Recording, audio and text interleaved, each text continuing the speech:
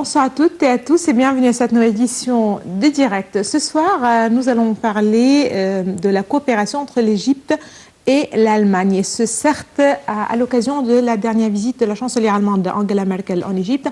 En fait, Angela Merkel a entamé jeudi en Égypte une visite de 2 jours en Égypte et en Tunisie, une visite axée sur certainement l'afflux des migrants par la Méditerranée, mais elle était là aussi dans la région en Égypte et en Tunisie pour parler aussi de la coopération économique. Donc nous allons essayer de parler ou de faire un tour d'horizon de la tournée d'Angela Merkel ici en Égypte. Certes, elle a rencontré le chef de l'État, le président Abdel Fattah el-Sisi et les hauts responsables. Ils ont aussi parlé de la possibilité donc d'aider l'économie égyptienne, la possibilité aussi pour les compagnies allemandes de venir s'investir ici en Égypte, mais aussi plusieurs autres volets ou de dossiers, dont la formation de jeunes égyptiens. Ça va être certes dans la partie débat. Et pour commencer, on commence par l'actualité en Syrie. Je vous rappelle qu'en Syrie, surtout au nord, des dizaines de milliers de civils fuyaient hier les violents combats accompagnant l'avancée de l'armée syrienne soutenue par l'allié russe face aux terroristes du groupe Daesh. Ailleurs, dans le pays, des raids des aériens ont encore fait des victimes au lendemain de la conclusion d'un nouveau round de discussion de paix à Genève. Tout de suite, je vous propose ce commentaire signé Dalia Karam et on se retrouve juste après.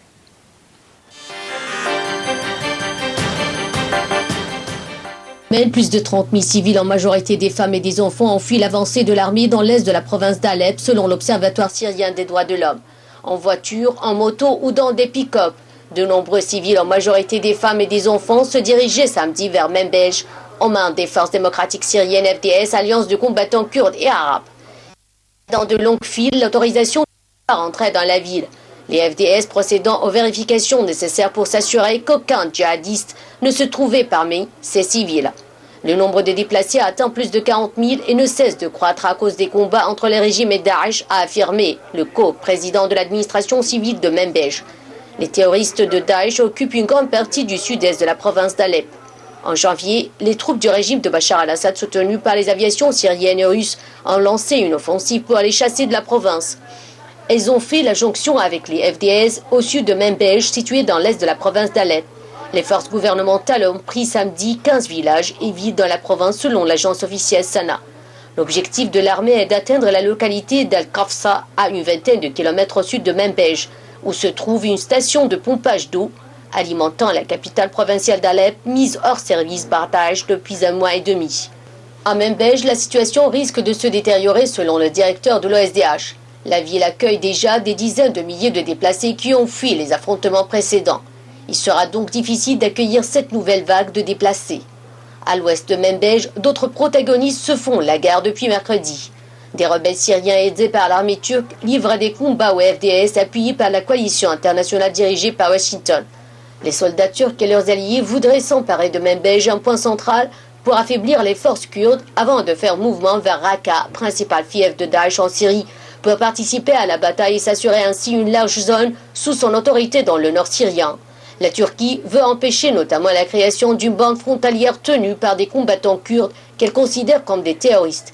Sur un autre front, dans la ville antique de Palmyre, au centre du pays, repris jeudi par l'armée, après en avoir chassé une nouvelle fois Daesh, les forces du régime ont totalement pris le contrôle de l'aéroport après avoir fini le travail de déminage selon l'OSDH. Les aviations syriennes et russes menaient samedi des raids au nord et à l'est de Palmyre contre des positions terroristes, a indiqué la même source.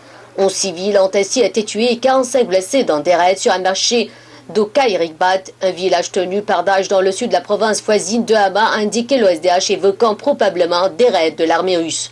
Sur le plan diplomatique, après 10 jours de discussions de paix à Genève sous l'égide de l'ONU, le chef de la délégation du régime syrien a confirmé samedi que le seul accord obtenu portait sur le contenu des discussions à venir.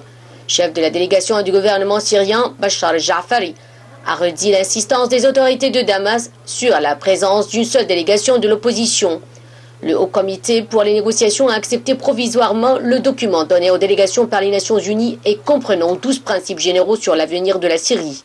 Une prochaine session de discussion pour tenter de mettre fin à un conflit qui a fait plus de 300 000 morts en 6 ans devrait se tenir ce mois-ci, sans doute à partir du 20 mars.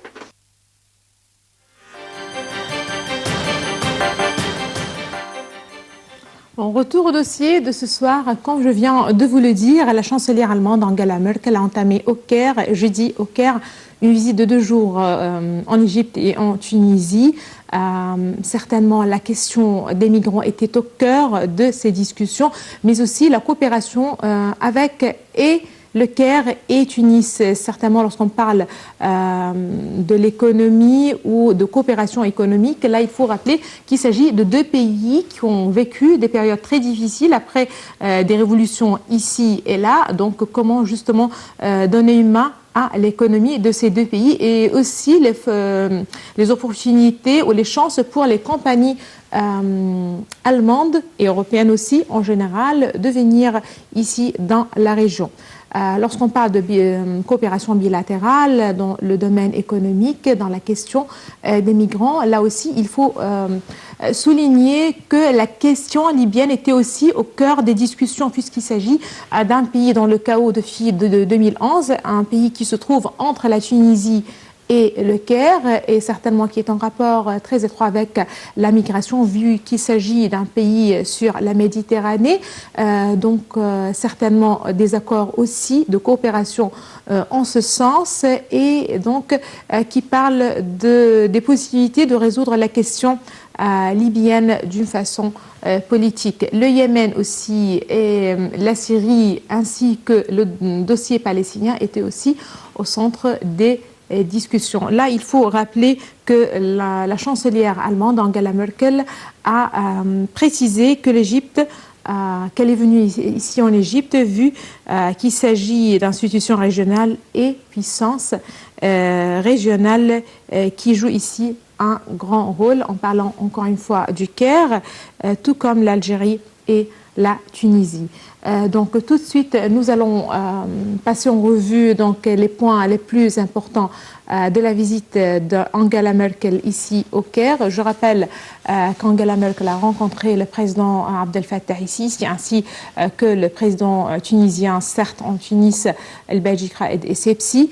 Ici en Égypte, la chancelière allemande, donc je rappelle qu'elle a rencontré non seulement le chef de l'État mais aussi de hauts responsables.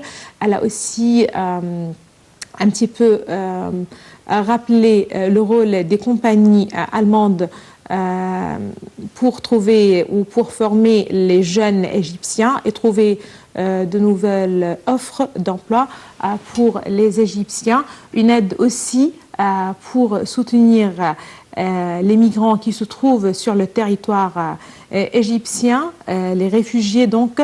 Le Caire accueille près de 5 millions de réfugiés, qu'il s'agit de frères qui viennent de la Syrie ou d'Irak, mais aussi d'autres pays africains. Et là, il faut rappeler que le président Abdel Fattah el-Sisi a refusé à plusieurs reprises les accueillir donc dans des camps, comme le fait les pays européens. Ici en Égypte, ils sont dans leur pays, donc ce sont des voisins, donc ils sont accueillis ici en Égypte et traités comme les Égyptiens. Ils ont les mêmes chances et les mêmes facilités, si on peut dire. Ils sont accueillis dans les écoles, ils ont des emplois certainement ici, ils sont accueillis dans les maisons et les habitations égyptiennes partout dans le pays. Là, on rappelle aussi que Angela Merkel a promis une aide de près de 500 millions de dollars pour l'Égypte, justement pour les aider à accueillir ces réfugiés. Là, donc, comme je viens de vous le dire, je vais vous proposer un commentaire sur le dossier. Je rappelle donc que la chancelière allemande Angela Merkel a entamé jeudi au Caire une visite en Égypte pour des discussions avec le président Abdel Fattah el-Sisi, notamment sur la Libye, l'afflux des migrants par la Méditerranée et la coopération économique. Le point avec Dalia Karam.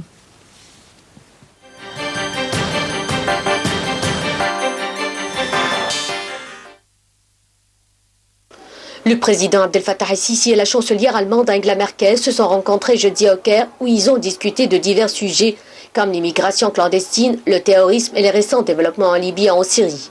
Les deux responsables ont également parlé de la coopération économique, des opportunités que pourrait avoir les compagnies allemandes en Égypte, de la manière avec laquelle Berlin peut aider à créer des emplois et des possibilités de formation pour les jeunes Égyptiens. Lors d'une conférence de presse conjointe donnée après la rencontre, le président Sisi a salué le développement des relations égypto-allemandes dans divers domaines, ainsi que la participation des entreprises allemandes à plusieurs grands projets de développement en Égypte. Pendant notre rencontre, j'ai également informé la chancelière des mesures prises par l'Égypte au cours des 3 dernières années pour parvenir à la stabilité politique et à un meilleur développement économique, a déclaré le président Sisi à la presse, tout en saluant le soutien de l'Allemagne au programme de réforme économique de l'Égypte et à l'accord de prêt passé entre l'Égypte et le Fonds monétaire international. Le chef de l'État a également averti que la diffusion du terrorisme et des conflits dans la région du Moyen-Orient pourrait affecter l'Europe et le monde entier, et a appelé à des efforts collectifs pour anéantir les groupes terroristes et pour parvenir à des solutions politiques dans les États les plus troublés de la région, comme la Libye et la Syrie. Il est absolument clair que la situation régionale actuelle au Moyen-Orient jette une ombre sur la sécurité et la stabilité de l'Europe et du monde entier, a affirmé le président de la République. Le président Sisi et Mme Merkel ont également assisté à une retransmission vidéo en direct de la cérémonie d'ouverture des 3 immenses centrales électriques, des projets conçus et réalisés par la compagnie allemande Siemens en Égypte. De son côté, la chancelière allemande a salué la longue durée et la solidité des liens germano-égyptiens, soulignant que son pays était l'un des principaux partenaires de l'Égypte dans les domaines de commerce et des investissements. La chancelière a par ailleurs indiqué qu'elle s'était mise d'accord avec le président Sisi sur des points concrets concernant la protection des frontières et qu'il fallait continuer leur discussion à ce sujet. Mme Merkel, qui a évoqué l'intérêt commun des 2 pays à mettre fin à ça, a dit que la question était de stopper le trafic d'êtres humains et empêcher l'ouverture d'une nouvelle route vers l'Europe via l'Égypte. La chancelière allemande s'est rendue ensuite en Tunisie vendredi où elle a également discuté de l'arrêt des flux migratoires depuis les bords de la Méditerranée vers l'Europe à travers la consolidation de la coopération avec ce pays d'Afrique du Nord. Pour rappel, l'immigration est devenue en Allemagne un sujet de crispation depuis l'attentat sur un marché de Noël de Berlin en décembre 2016, attribué à un Tunisien. À 6 mois d'élections législatives cruciales pour Angela Merkel, qui se présente à un 4e mandat de chancelière, la candidate de la droite allemande a donc l'intention de mettre en avant ses efforts pour réduire le nombre d'arrivées de migrants en Allemagne, premier pays d'accueil de l'Union européenne.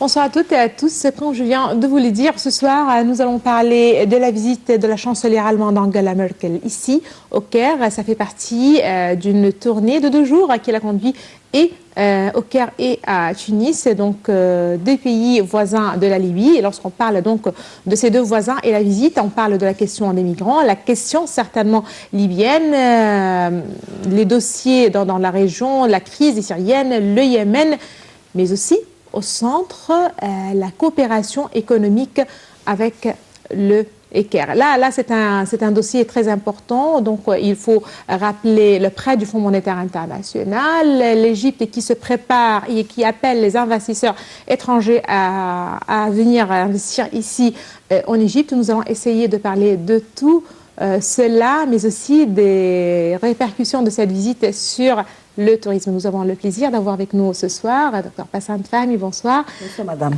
Dr Bassam Fahmy, vous êtes membre du Parlement, vous êtes député, vous êtes aussi économiste. Là, il faut le rappeler, puisqu'on parle ce soir économie. Là, il faut toujours rappeler votre expérience. Justement, et avant de rentrer dans le vif du sujet, une visite donc au Caire, elle a rencontré le président Abdel Fattah el-Sisi et les responsables égyptiens. Comment voyez-vous la présence au Caire de la chancelière allemande Angela Merkel? Bien sûr, c'est une visite très importante, mais il faut aussi mentionner, et moi j'aime beaucoup parler de ce sujet-là, que la région économiquement change. Et aussi du côté politique, démographique, comme vous voyez. Il y a un grand changement dans la région. Et en même temps, c'est une région très riche. C'est une région très riche et aussi une région où tous les problèmes sortent vers l'Europe. Alors ça, c'est une équation très compliquée.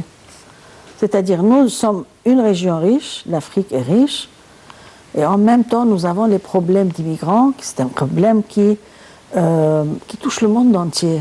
Il y a aussi le terrorisme. Et ça aussi, c'est un problème très compliqué. Alors là, le monde entier s'intéresse en essayant de stabiliser cette région. Le problème, c'est que le monde est devenu trop petit, de telle façon que pour vraiment avancer sur le côté économique, nous devons avoir une stabilité dans la région. Et vous pouvez voir que chaque président ou leader qui vient visiter notre pays ou les autres pays parle des mêmes sujets, c'est-à-dire le progrès économique, mais en même temps le terrorisme et en même temps les immigrants. Ce sont 3 problèmes trop compliqués, mais ils sont reliés. On ne peut pas avoir un développement économique et en même temps le terrorisme fonctionne tel qu'il est. Vous avez juste maintenant, vous avez mentionné le tourisme. Comment on parle de tourisme avec tous les problèmes qu'on a? C'est pas facile. Non, c'est pas facile. Et n'importe quelle famille, si jamais elle voudra voyager vers une région, ne va pas aller dans une région où le monde entier la classifie comme étant une région pleine de terrorisme et aussi une région pleine d'instabilité.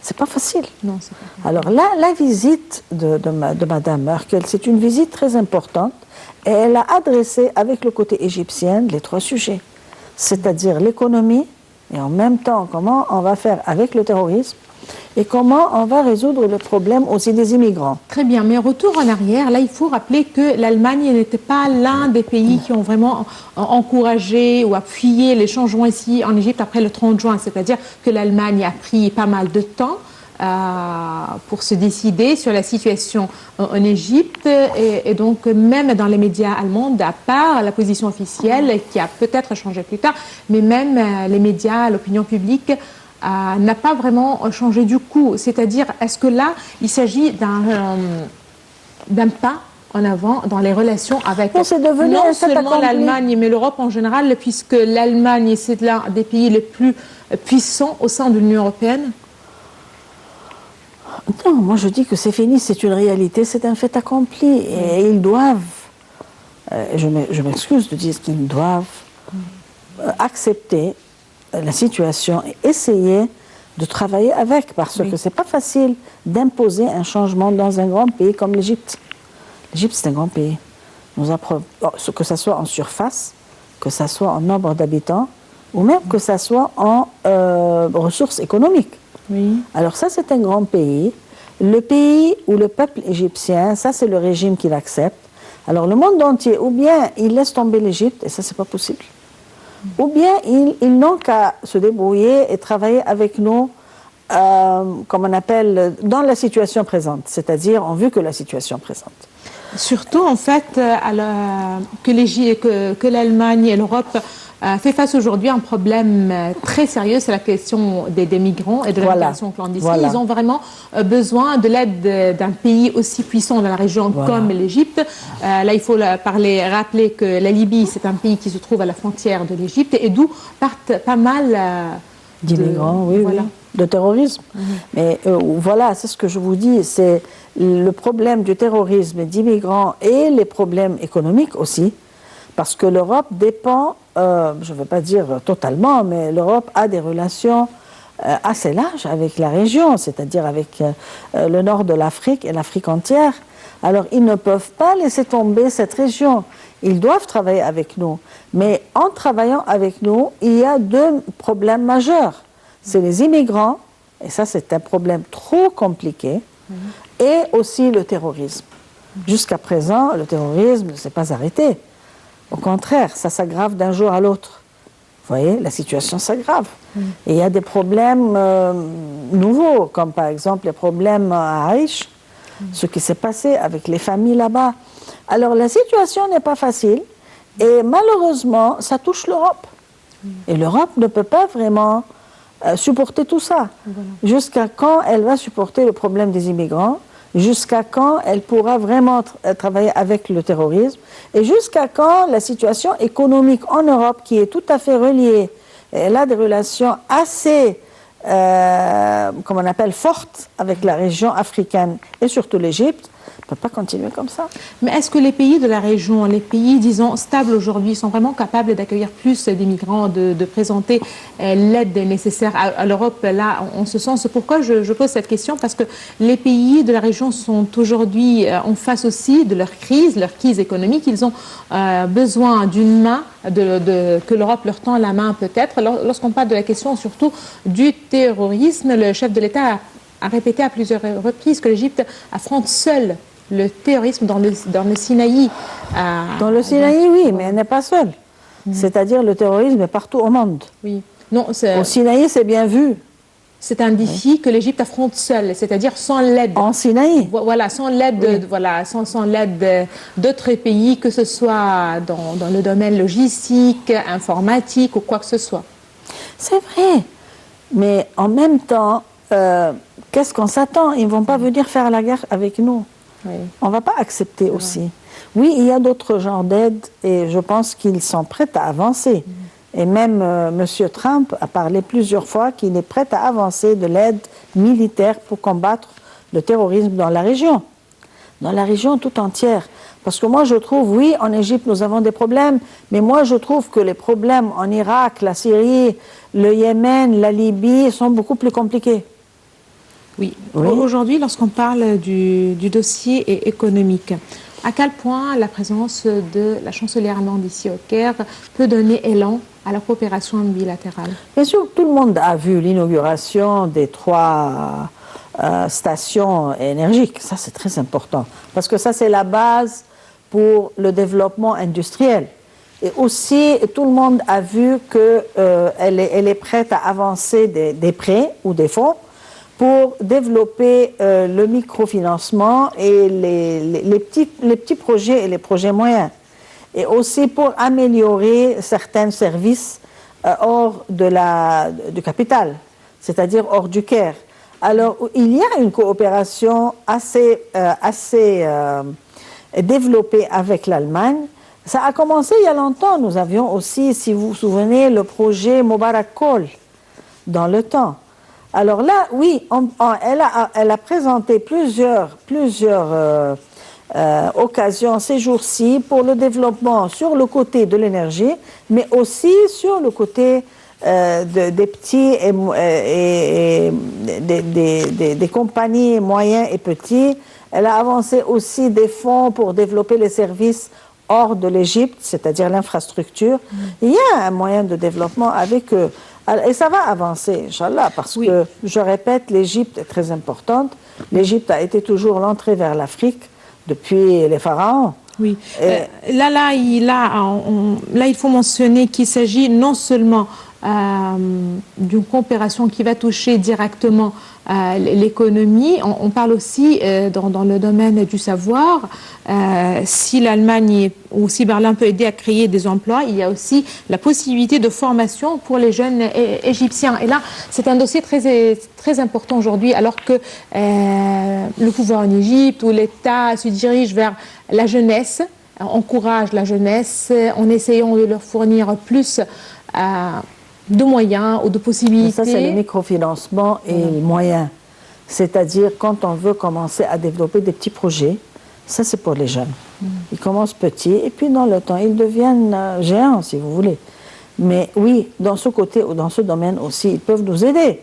Il y a aussi le développement de comment développer l'entraînement de ces gens-là, leur montrer comment ils peuvent travailler. C'est-à-dire, c'est pas facile de former des entrepreneurs. Mais ça vient avec le temps. Et ici, l'Allemagne est prête à offrir tout ce que l'Égypte pourra en profiter. Très bien. Là, permettez-moi d'avoir une ligne en direct. Dr Mohamed Nasr, vice-président du parti El Wafd. Dr Mohamed Nasr, bonsoir. Bonsoir, comment ça va? Très bien, et vous, ça va? Donc, on parle justement de la visite de la chancelière allemande Angela Merkel ici au Caire. Plusieurs dossiers certainement ont été évoqués, à savoir les migrants, la migration clandestine, la question libyenne, le terrorisme, mais aussi le tourisme, si on peut dire.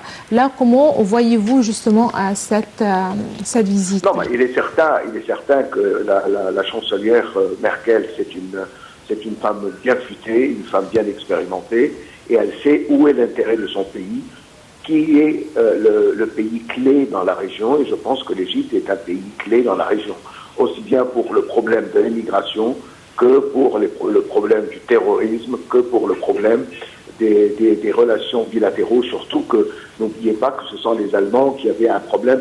La société Siemens était sur le plan de faire faillite, et c'est grâce au projet des stations électriques qu'ils ont sauvé Siemens. Donc elle est reconnaissante à l'Égypte, et en même temps elle reconnaît que l'Égypte est un pays clé dans la région.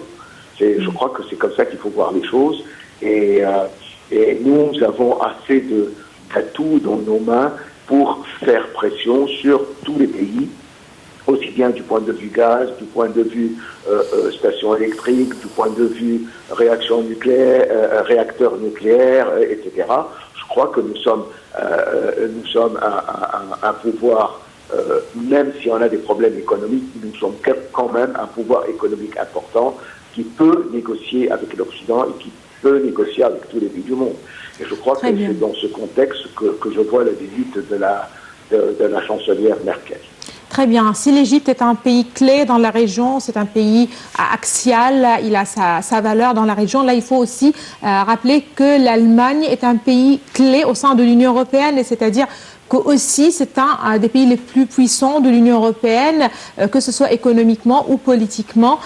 Donc aujourd'hui, et juste à la suite de la visite au Caire de la chancelière allemande, le chef de la diplomatie, Sameh Choukri, est allé se rendre donc à Bruxelles, au sein de l'Union européenne, justement pour insister sur les accords qui ont été conclus ou les discussions ou les points qui ont été abordés ici au Caire entre la chancelière allemande et le président Abdel Fattah el-Sisi. Vous savez, les pôles du monde maintenant, c'est l'Europe, la Chine, les États-Unis et la Russie.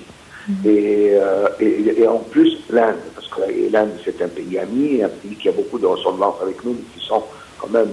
Et je crois qu'il faut maintenir des relations solides avec ces pays. Il faut aussi maintenir des relations solides avec l'Amérique latine, comme le Brésil, comme surtout le Brésil, parce que c'est un pays qui est très fort sur le plan économique, qui a beaucoup d'industrie et qui a beaucoup de choses de commun entre nous. Je crois que ces pays-là, il faut garder de bonnes relations avec ces pays. Il faut aussi garder de bonnes relations avec l'Afrique, parce que l'Afrique, c'est un marché pour nos produits. Lorsque nos usines vont commencer à produire, vont commencer à développer leur industrie, c'est un grand marché pour nous, c'est un grand marché pour notre technologie qu'on offre à bas prix. Je crois que on peut transférer le savoir-faire, qu'il soit européen ou américain, à travers nous, vers l'Afrique et vers les pays arabes. Et d'ailleurs, dans la société égyptienne de chirurgie thoracique et cardiaque, la société européenne l'association européenne de chirurgie thoracique et cardiovasculaire, un plan pour entraîner les gens de l'Afrique et des pays arabes là via l'Égypte en utilisant les professeurs égyptiens, et que ça permet d'envoyer moins de jeunes africains ou arabes ou même égyptiens en Occident pendant de longues années. Ils peuvent aller des mois sabbatiques pour améliorer leur formation et revenir. Je crois que c'est très bien. Donc ça, je crois que c'est comme ça que je vois les choses. Je vous remercie infiniment, Dr Mohamed Nasr, vice-président du parti El Wafd. Merci beaucoup de vos précisions. Là, permettez-moi de passer, et je vous invite en fait, Dr Passan Fahmi, à suivre avec nous un commentaire, puisqu'on parle économie. Dr Mohamed Nasr a rappelé l'expérience brésilienne, peut-être. Il a parlé en fait du Brésil. Permettez-moi de vous proposer un commentaire sur l'économie, sur la livre égyptienne. Je rappelle que la livre égyptienne s'est renforcée face au dollar après avoir perdu plus de 50% de sa valeur depuis son flottement en novembre, et parallèlement à la baisse des taux de change du dollar. Le ministère des Finances entend fixer le prix du dollar douanier tous les 15 jours. Une mesure très attendue par les importateurs. Dalia Kalam.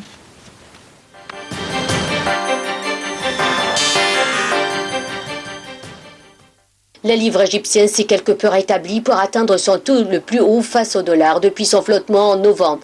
La tendance à la hausse de la monnaie locale a commencé le 22 janvier, mais s'est accélérée au cours des 2 dernières semaines. Depuis cette date, la livre a regagné 13% de sa valeur, le dollar ayant baissé de 18,9 livres égyptiennes à 15,90 livres égyptiennes, alors que les ménages se sont dépêchés de se débarrasser d'une grande partie de leurs avoirs inutiles en dollars pour éviter une érosion de la valeur de leurs épargnes. Le nouveau taux de change de la livre reste quand même considérablement faible par rapport à son niveau avant le flottement de 8,8 livres égyptiennes. À l'époque, sur le marché noir, le dollar s'échangeait à 12,13 livres égyptiennes avant de monter en flèche après le flottement. Or, le renforcement partiel de la livre est important pour l'économie égyptienne comme pour les consommateurs, car très peu d'entreprises ont pu opérer avec un taux de change à 19 livres égyptiennes. Pour les économistes, une partie de la hausse du dollar est le résultat de la spéculation et non pas le fruit d'une vraie demande. La hausse des réserves de change ces 2 derniers mois a aussi renforcé la livre. Cependant, le marché noir persiste encore, bien que sur une échelle plus basse. Les taux officiels et parallèles du marché ont convergé comme prévu, mais ce dernier est encore à peine vivant, car il satisfait la partie de la demande que les banques n'ont pas été en mesure ces dernières semaines de satisfaire. Pour autant, les grandes entreprises parviennent maintenant à obtenir des banques leurs besoins en dollars. Et avec la baisse des taux de change du dollar, le ministère des Finances entend fixer le prix du dollar douanier tous les 15 jours. Une mesure très attendue par les investisseurs locaux et internationaux et les commerçants. Pour éviter les turbulences liées au dollar, soutenir le secteur industriel de l'État et permettre aux industriels de relancer la production et minimiser l'impact de la hausse des prix.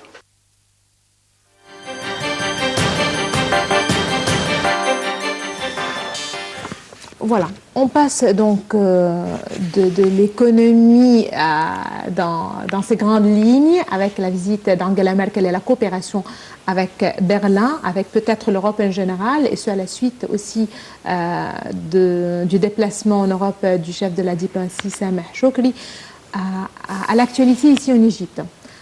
Comment peut-on voir vraiment les fruits tout d'abord de telles visites, c'est-à-dire une présence plus forte des investissements allemands ou européens en général? Comment ça peut se traduire directement? C'est facile à dire, mais ça, c'est pas facile à faire. Comment? C'est-à-dire, tout d'abord, pour que ces gens-là viennent travailler avec nous, ils ont besoin d'un environnement. Mm-hmm. L'environnement, c'est pas une loi.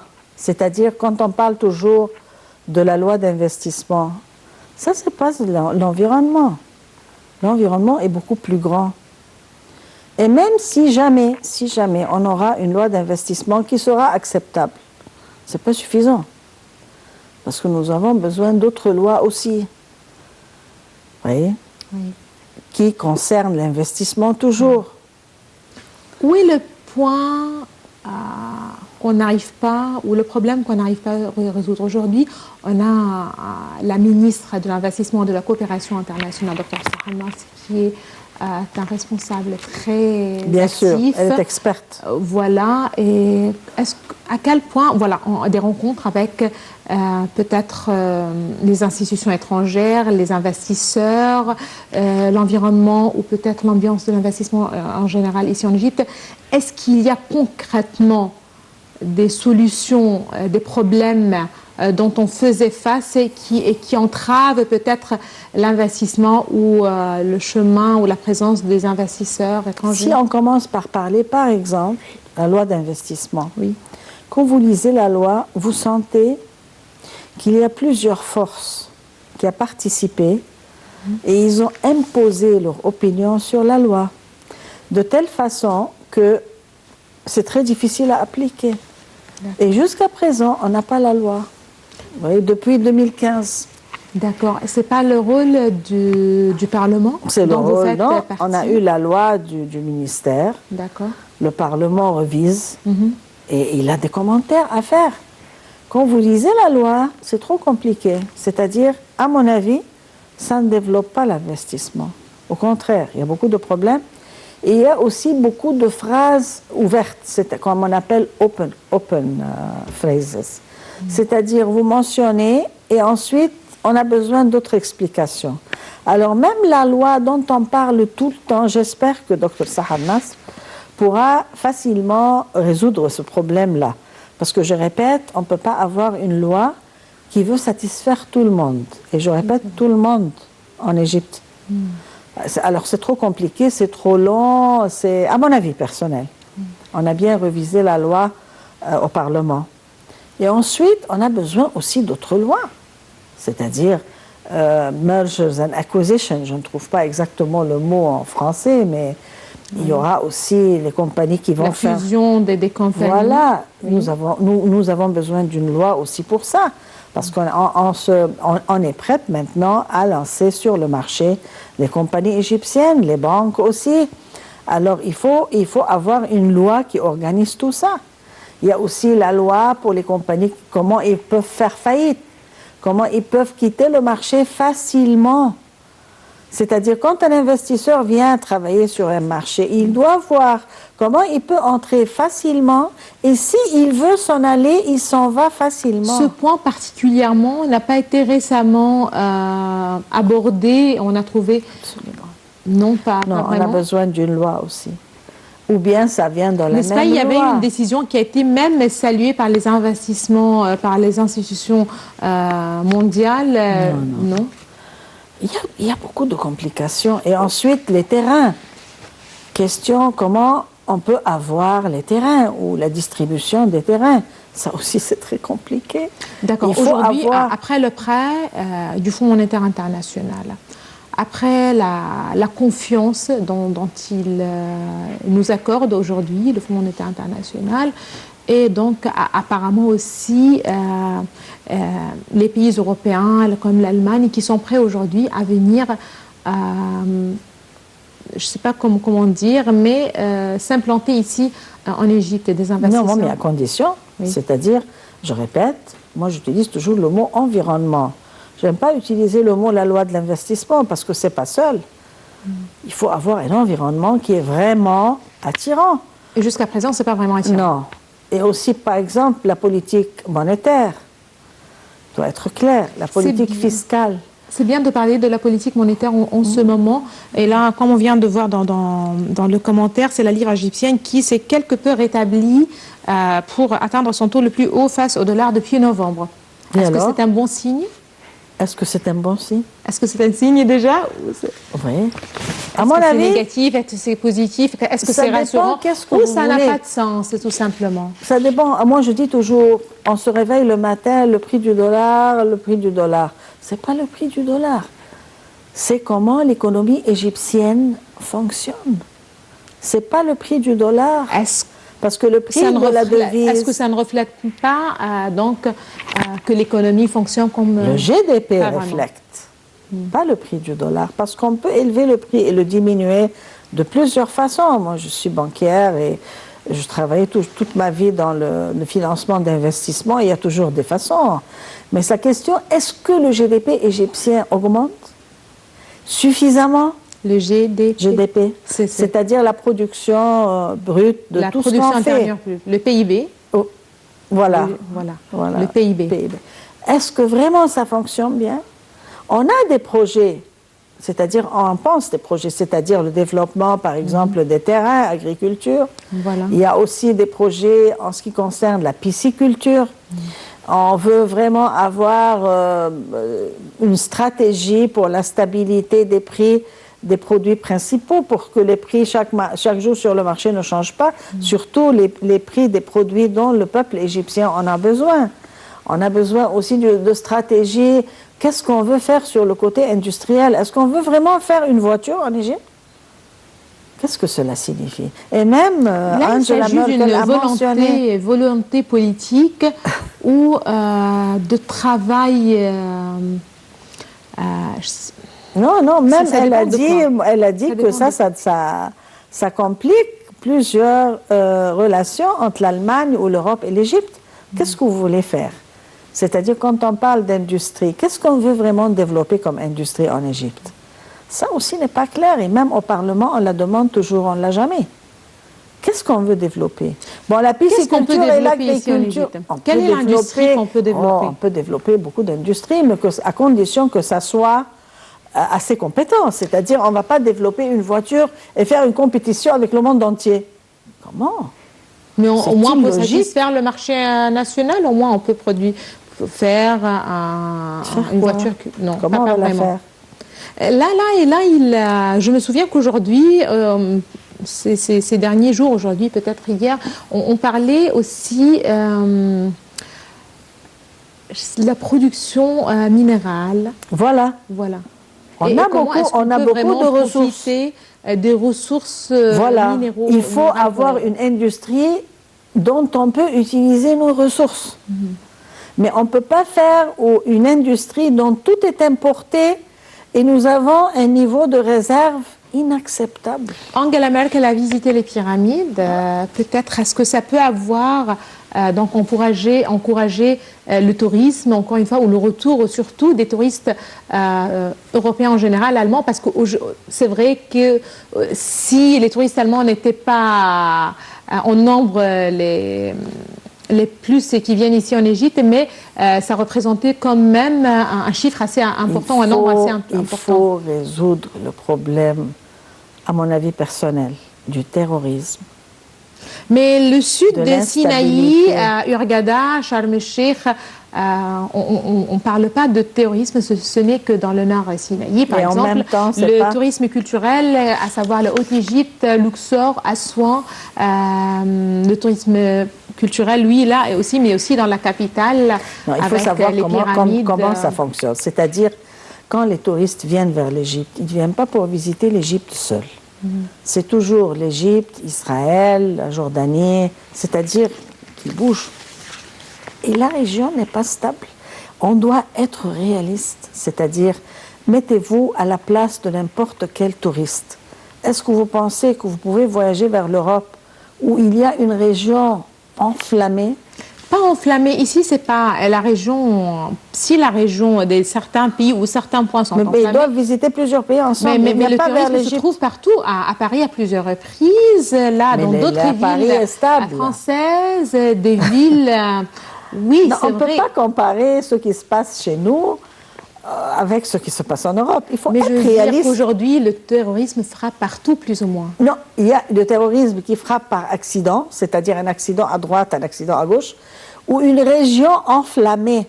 Mais l'Égypte n'est pas un pays enflammé aujourd'hui.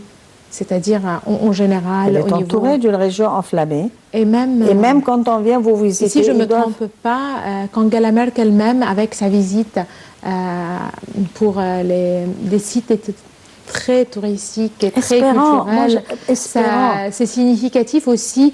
Et là aussi, il faut rappeler que, par exemple, Will Smith était là hier, peut-être. Moi, je suis économiste, je regarde les chiffres. Ah, voilà. Là, je dois me taire. Quand il y a des chiffres, là, je ne peux rien dire. Voilà. Est-ce que nous avons les chiffres qui prouvent ce qu'on dit? Ça, c'est le point. Ce n'est pas question que Messi est venu, moi j'ai été, Merkel est venue, Trump est venu. Les chiffres. Est-ce que vraiment nous avons des chiffres qui augmentent? Est-ce que nous avons des chiffres positifs? Ça, c'est très important. Et moi, à mon avis, c'est pas à mon avis, si vous me parlez à moi-même, c'est pas le moment de parler du tourisme. À mon avis personnel, peut-être que c'est fautif, mais c'est pas le moment de parler du tourisme. C'est très important de développer l'agriculture, de développer la pisciculture et les industries qui sont basées, et aussi les minéraux, comme vous venez de mentionner. Nous avons des ressources. On doit aussi essayer de stabiliser le côté social, parce qu'on voit bien que... Ça, c'est un point très important. Vous voyez, très important. Comment vous, en ce moment, en tant que député, que membre du Parlement, vous représentez le peuple. Voilà, et vous avez abordé un point très important, la stabilité sociale. On est en train de parler avec le gouvernement présent et l'ancien gouvernement. Nous avons besoin d'une stratégie pour comment on appelle, les matières alimentaires, surtout les matières essentielles. On a demandé ça plusieurs fois, mais jusqu'à présent, on ne l'a pas. On a demandé aussi... Une question, pourquoi le lait ne fait pas partie le lait des produits alimentaires? Non, ça fait partie. Non, parce qu'on n'a jamais parlé des prix du lait, par exemple. On ne parle que du riz, de l'huile. C'est parce qu'il y a des produits qui sont très essentiels, numéro un. Et ensuite, pour les familles qui ont des enfants. Je vais vous dire quelque chose. Est-ce que c'est possible que l'Égypte importe le fève, 65%, 100% de l'huile qui se met sur le fève, et 80% de la farine? Est-ce que c'est logique? Le blé, le plat principal. Alors, on doit stabiliser tout d'abord le côté alimentaire. Et ensuite, on doit stabiliser aussi la façon de vivre, c'est-à-dire on travaille sur les bidonvilles.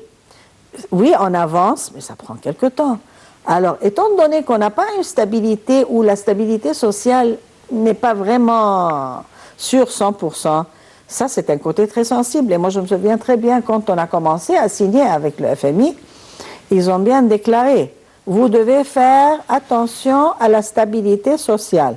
Parce que si jamais ça va toucher la classe modeste, en ce cas-là, vous ne pourrez pas payer ce que vous avez pris et vous n'aurez pas la deuxième tranche. Là, c'est une question très importante qui se pose et qui fait partie de la classe modeste.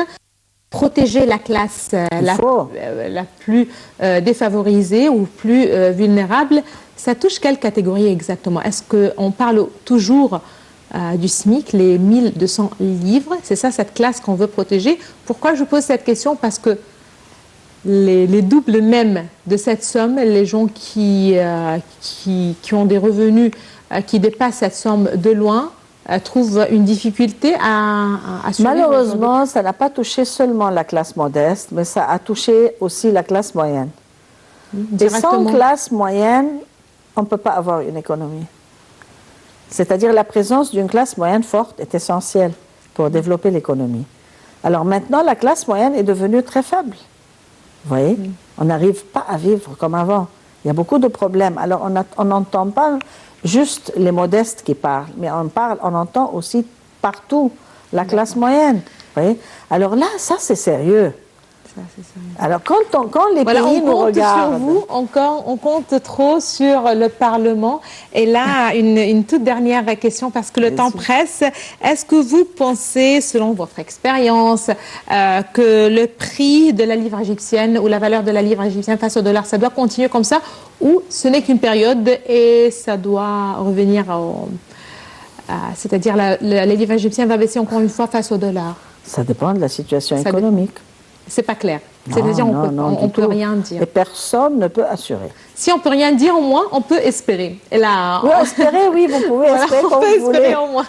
Donc, j'aimerais bien terminer sur un ton positif. On va au moins espérer. Non, moi, je suis optimiste, mais ça peut prendre quelque temps. Voilà, tout à fait. Et moi, je dis toujours, pardonnez-moi, il faut expliquer au peuple la réalité. C'est pas très clair, selon vous? C'est pas clair. C'est pas clair. Parce que les questions dont il est posé prouve que le peuple égyptien n'arrive pas à... Il n'a pas la réalité complète. C'est-à-dire, moi, je me souviens, durant l'année 67, après la guerre, tout le monde savait la réalité, alors ils ont accepté. Mais maintenant, les discussions prouvent que ils ne comprennent pas vraiment la réalité. Ils n'arrivent pas à comprendre. Peut-être c'est clair, mais les gens n'arrivent pas à accepter. Ils ne veulent pas accepter. Donc, je vous remercie. Merci, madame. Je répète qu'on a vraiment besoin d'un Parlement très fort pour justement soutenir... Et d'un gouvernement très fort aussi. Un Parlement fort pour avoir un gouvernement fort là. Okay. D'accord, il faut se mettre d'accord sur ce point. Merci, madame. Dr Sainte-Famille. Vous êtes député, vous êtes membre du Parlement égyptien, vous êtes aussi économiste. Merci beaucoup d'avoir été parmi nous ce soir. Merci à vous, madame. Madame, monsieur, merci aussi à vous de nous avoir suivis. Excellente soirée à toutes et à tous. Au revoir.